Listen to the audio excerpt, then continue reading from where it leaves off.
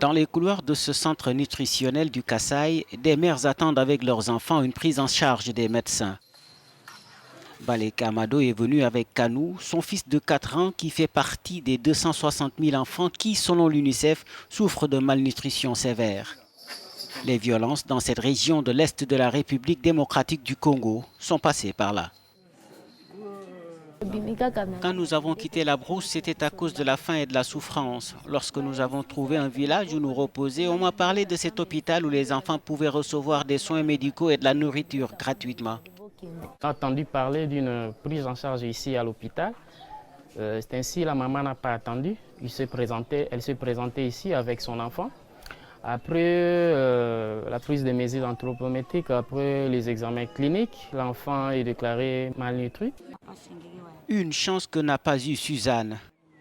Elle et sa fille ont fui le conflit dans le Kasaï pour se réfugier à Kikwit dans le sud-ouest du pays.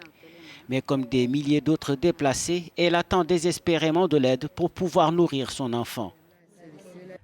Ma fille souffre de malnutrition et je n'ai pas d'argent pour la nourrir. Elle a commencé à manger du sable parce qu'elle avait très faim. Maintenant, son ventre est gonflé et je ne peux pas lui payer des médicaments. Je n'ai aucun moyen de la traiter. Je n'ai rien. Je vous prie de m'aider.